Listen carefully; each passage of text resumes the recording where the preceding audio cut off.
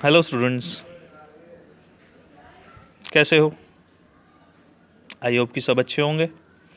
और क्योंकि हमारा कोरोना टाइम चल रहा है तो इसमें लॉकडाउन है तो घर में ही सब पैक हैं। ठीक है, चलो कोई बात नहीं, बट हमें अपनी स्टडी तो करनी है।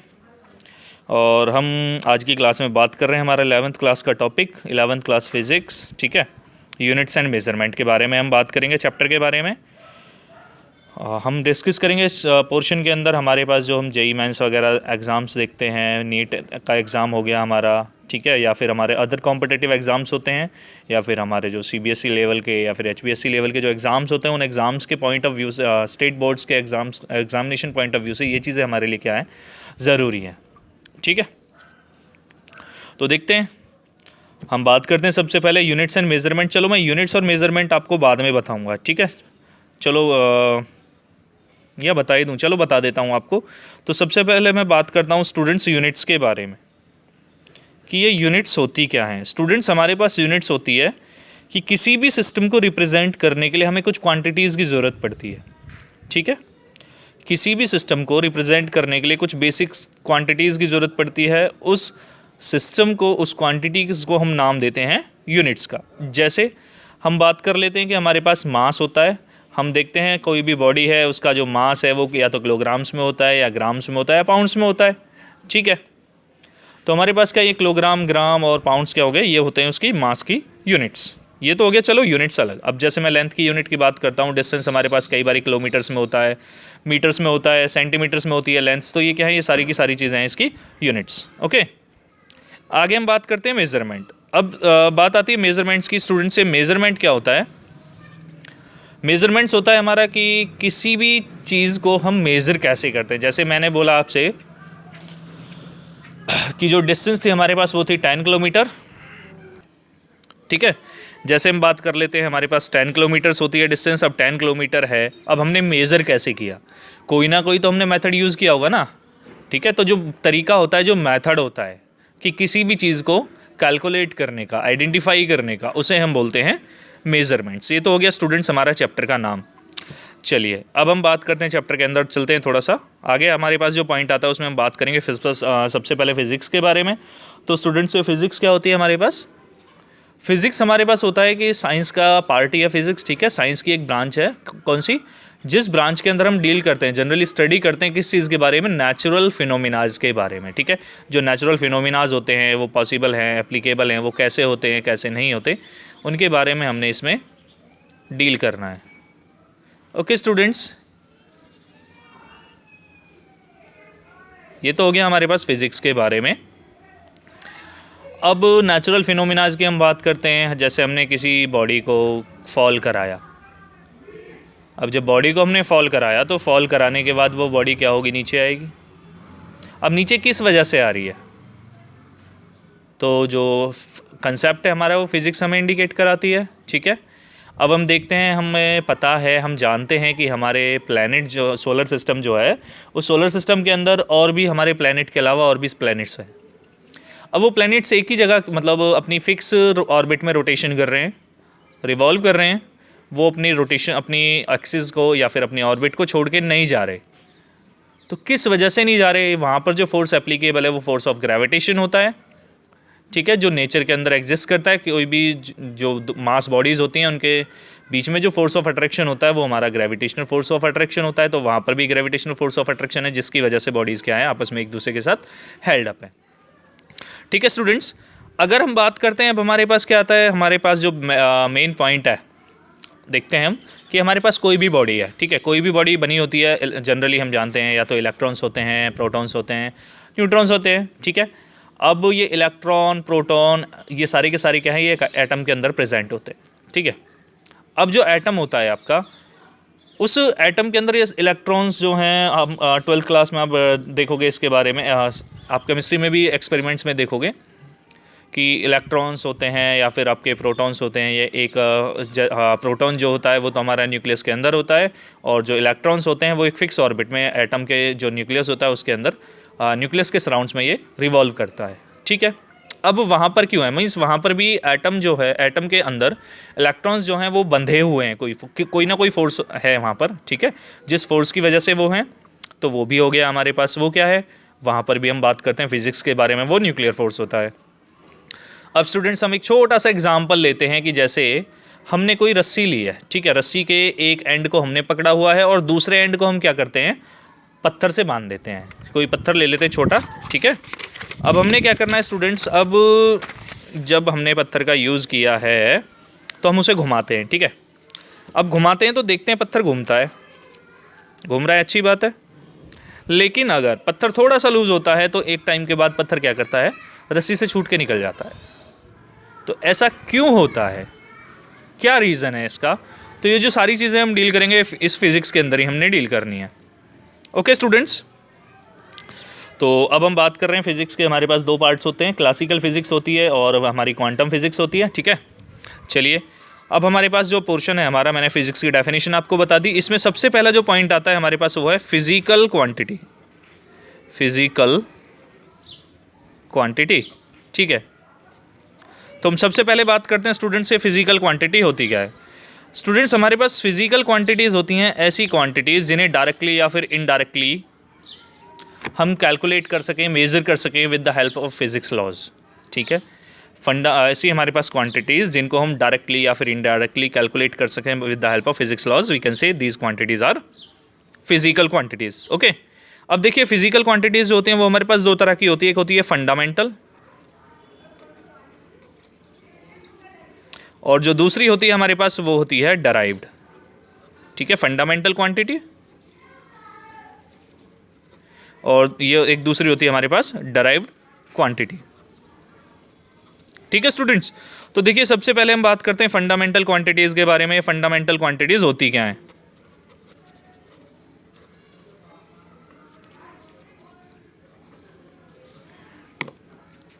स्टूडेंट्स, अगर आप देखते हो फंडामेंटल क्वांटिटीज़ के बारे में, तो फंडामेंटल क्वांटिटीज़ क्या होती हैं? ये हमारे पास fundamental quantities are the physical quantities which can be treated as independent of other physical quantities, okay, and are not usually defined in terms of other physical quantities.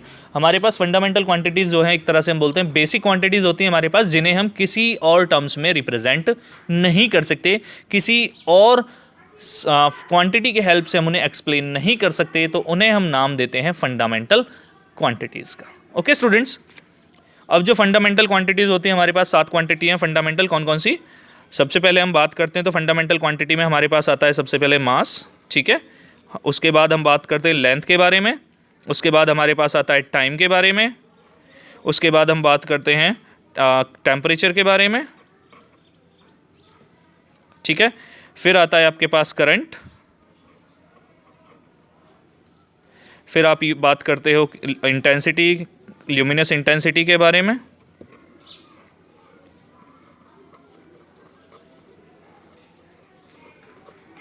और जो लास्ट आपके पास बचती है वो आपके पास होती है quantity of matter.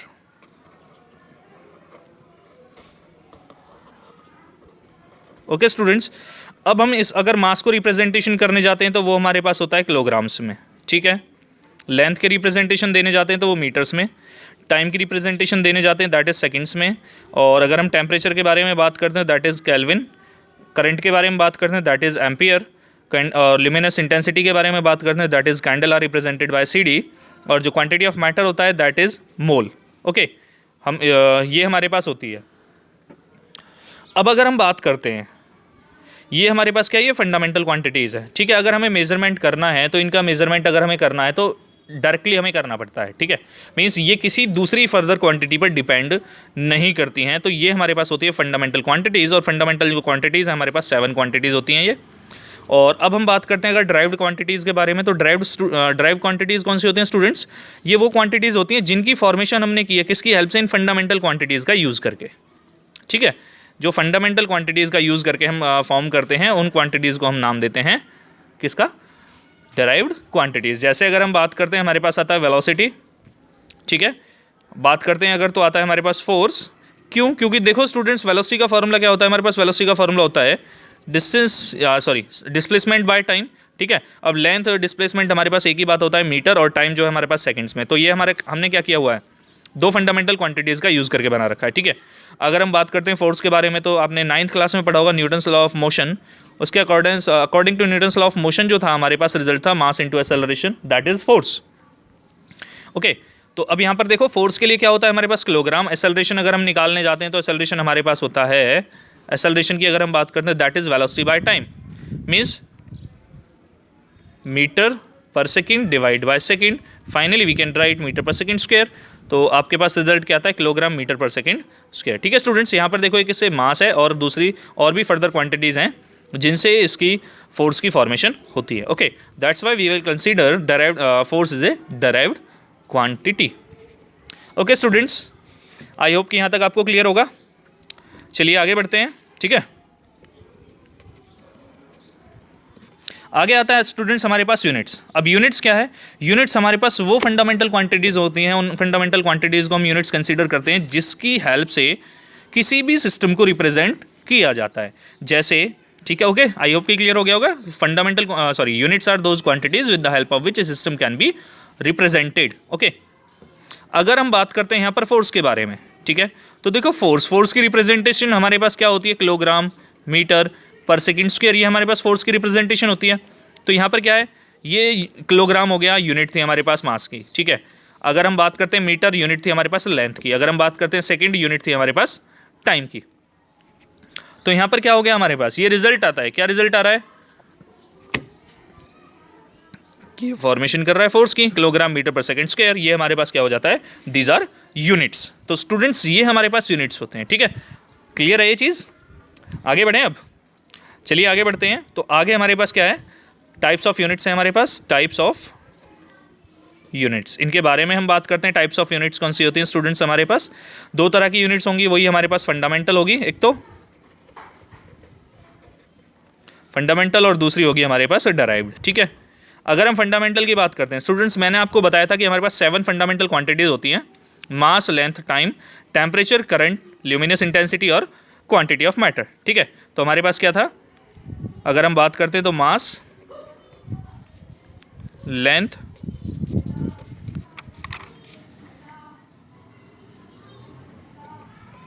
Time,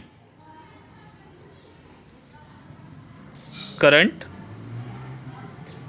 temperature और क्या था स्टूडेंट्स, अभी मैंने आपको बताया था हमारे पास था ल्यूमिनस इंटेंसिटी,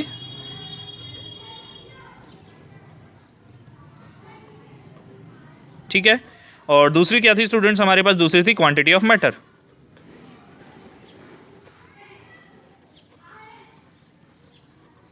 अगर हम बात करते हैं मास के लिए यूनिट हमारे पास आता है किलोग्राम, लेंथ के लिए अगर यूनिट हम बात करते हैं दैट इज़ मीटर, टाइम के लिए unit that is second, current के लिए unit that is ampere, temperature that is kelvin, luminous intensity that is candela and quantity of matter, unit of quantity of matter is mole. ठीक है, तो ये क्या हमारे पास ये फंडामेंटल यूनिट्स होती हैं।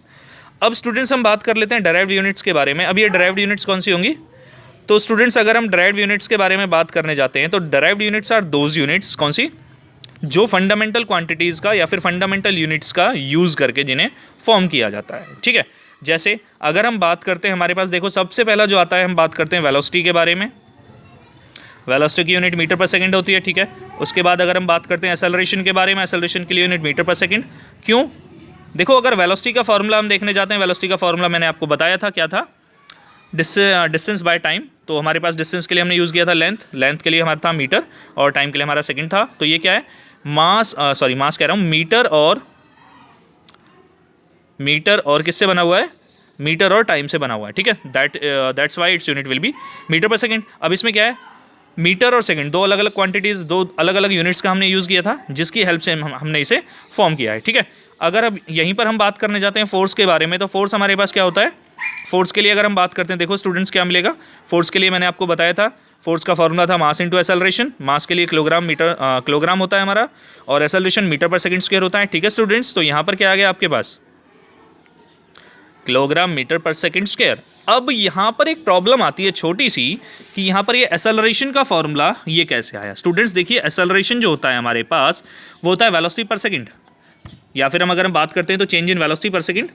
ठीक है, तो देखिए वेलोसिटी का जो हमने निकाला था मीटर पर सेकंड आया था, डिवाइड बाय सेकंड करते हैं तो रिजल्ट आपके पास क्या आता है, metre per second square.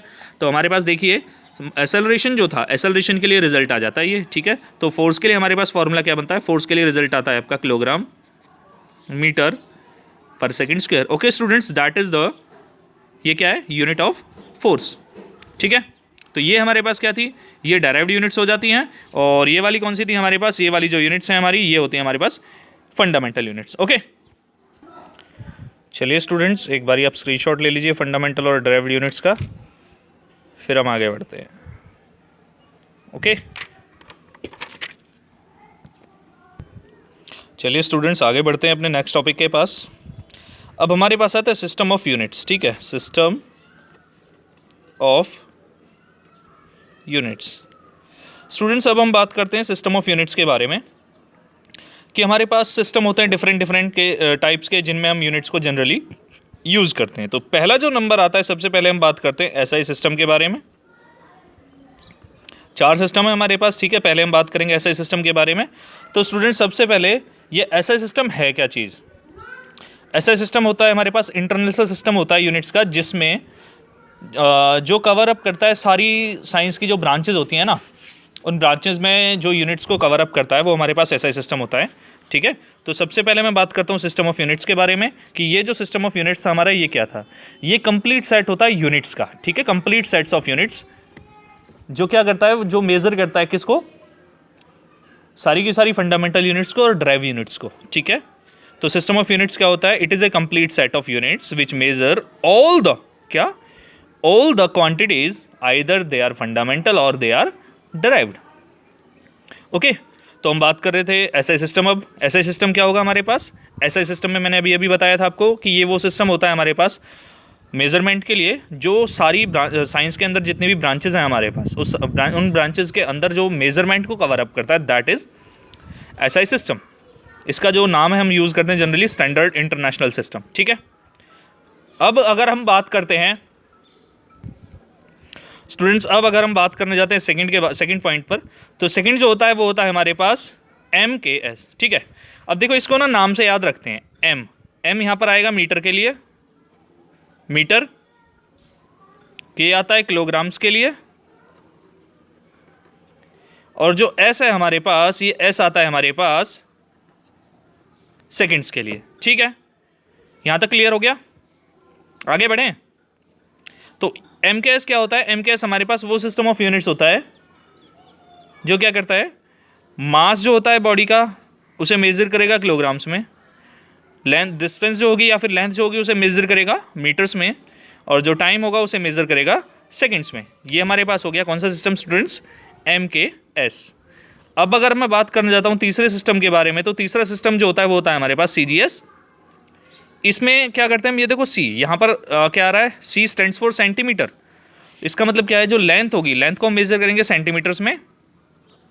G stands for ग्राम, तो मास जो होगा बॉडी का उसे मेजर किया जाएगा ग्राम्स में, और S स्टैंड्स फॉर सेकेंड, और जो टाइम होगा उसे हम मेजर करेंगे किसमें, सेकेंड्स में। ओके स्टूडेंट्स, तो यहाँ पर क्या होगा, CGS आपके पास वो सिस्टम हो जाता है यूनिट्स का, कौन सा, वो सिस्टम यूनिट्स का जिसमें लेंथ सेंटीमीटर में, मास ग्राम्स में, और जो टाइम है आपका वो सेकंड्स में होगा। ओके, चलिए, इसके अलावा एक और सिस्टम होता है हमारे पास यूनिट्स का, जिसका नाम होता है FPS।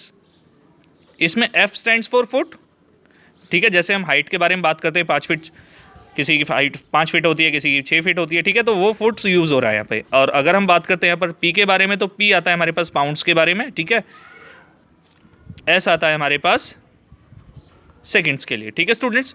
तो यहाँ पर ये क्या होगा, FPS हमारे पास वो सिस्टम होगा यूनिट्स का जिसमें बॉडी का जो मास होगा that is measured in pounds, length जो होगी that is measured in foot, and time that is measured in seconds. तो स्टूडेंट्स, ये हमारे पास 4 सिस्टम होते हैं यूनिट्स के जो आपको याद रखने हैं, ठीक है। आगे बढ़ें, चलिए आगे बढ़ते हैं। आगे स्टूडेंट्स हमारे पास आता है कि practical units for measuring large distances हम बात करते हैं। क्योंकि हमारे पास क्या होता है, कई बार लार्ज डिस्टेंसेज होते हैं, उन्हें हम कैसे मेजर करते हैं उनके बारे में हम बात करते हैं। Practical units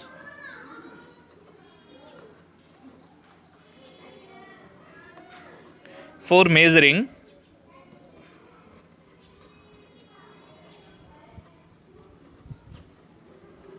large distance. इसमें सबसे पहले स्टूडेंट्स हमारे पास बात आती है लाइट ईयर के बारे में। तो देखो कभी हमारे पास जब बहुत ज़्यादा डिस्टेंसेज होती है ना, लेंथ बहुत ज़्यादा होती है, तो हमें मेज़र करने में थोड़ी प्रॉब्लम होती है, तो उसके लिए हम यूनिट्स का यूज़ करते हैं। ठीक है, याद नहीं रह पाता तो सिंपल यूनिट बेटर होता है हमारे लिए। ठीक है, तो सबसे पहले हम बात करते हैं लाइट ईयर के बारे में। तो स्टूडेंट्स से लाइट ईयर है क्या? देखो सबसे पहले यहाँ पर देखो एक चीज़ मैं आपको क्लियर कर देता हूँ।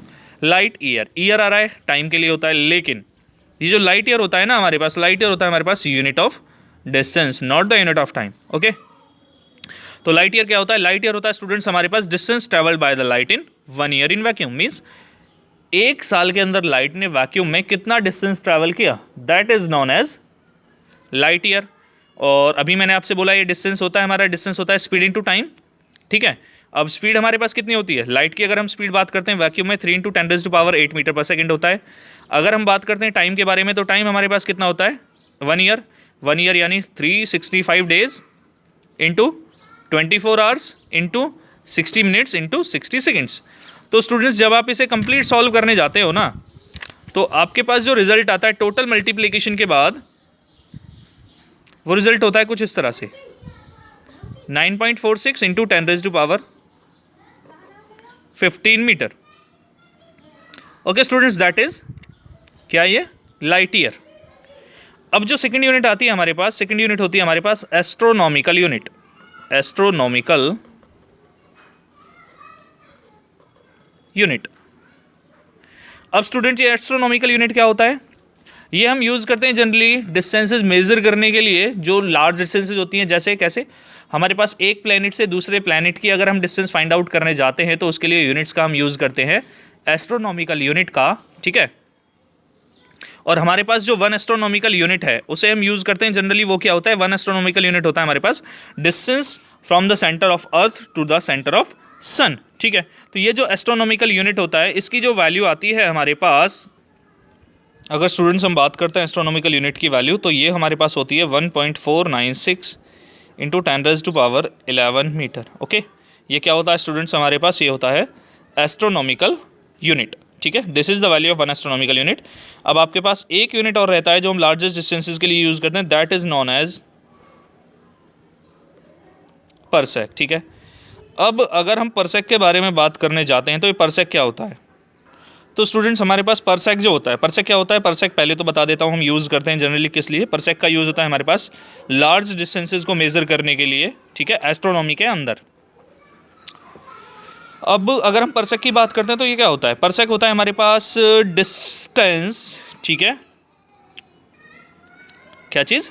Distance at which an arc of length 1 astronomical unit forms an angle of 1 second. ठीक है, क्लियर हुआ स्टूडेंट्स? मीन्स ये कहता है कि आपके पास परसेक जो है, परसेक विल बी द डिस्टेंस। ठीक है, 1 परसेक विल बी द डिस्टेंस। कब? जब कोई प्लैनेट या कोई प्लैनेट 1 एस्ट्रोनॉमिकल यूनिट के बराबर की लेंथ की आर्क कवर अप करता है। कब? 1 सेकेंड में। दैट इज नोन एज क्या बोला जाता है स्टूडेंट्स? उसे परसेक। ठीक है, दैट इज 1 परसेक। अगर हम इसकी वैल्यू फाइंड आउट करने जाते हैं, तो एस्ट्रोनॉमिकल यूनिट हमारे पास क्या था? 1.496 10⁻11 डिवाइड बाय 1 सेकेंड। देखो स्टूडेंट्स, हमें क्या करना है? 1 सेकेंड को एंगल्स में कन्वर्ट करना है हमें, रेडियंस में। तो पहले हमें क्या करना पड़ेगा? देखो, इसके पहले मैं आपको एक कन्वर्जन बता देता हूँ। हमारे पास क्या होता है? 1 डिग्री जो होता है ना, दैट इज़ 60 मिनट्स। ठीक है, और 1 मिनट जो होता है दैट इज़ 60 सेकेंड्स। और अगर हम यहाँ से 1 सेकेंड निकालने जाते हैं, तो 1 सेकेंड हमारे पास आता है 1/3600 डिग्री। ठीक है, तो यहाँ पर क्या हो गया हमारे पास? ये आ गया 1/3600 डिग्री हो गया। और दूसरा क्या होगा आपके पास? π/180। अब स्टूडेंट्स यहाँ पर पाई की जो वैल्यू है ना, वो आपको 22/7 रखनी है, या फिर क्या रखोगे? या फिर आप रखोगे 3.14। अब इन वैल्यूज़ को हम कैलकुलेट करके लाते हैं ना, तो स्टूडेंट्स हमारे पास आंसर आता है कि 1 परसेक इज इक्वल टू क्या आता है स्टूडेंट्स? हमारे पास ये आता है 3.1 इंटू 10⁻16 मीटर। ओके स्टूडेंट्स, ये हमारा फाइनल आंसर आता है। आई होप कि आपको टॉपिक क्लियर हुआ होगा, समझ आया होगा। ठीक है, ये हमारी फर्स्ट क्लास थी, फर्स्ट लेक्चर था यूनिट्स एंड मेजरमेंट के बारे में। ठीक है, तो क्या करना है आपको, लाइक शेयर एंड सब्सक्राइब और बेल आइकन को दबाना ना भूलें। क्यों? क्योंकि अगर आपको ज़्यादा वीडियोस चाहिए टॉपिक से रिलेटेड तो क्या करना पड़ेगा, बेल आइकन ज़रूरत है आपके लिए। ठीक है, ओके स्टूडेंट्स, मिलते हैं अगली क्लास में नेक्स्ट टॉपिक के साथ। Okay, bye bye, take care.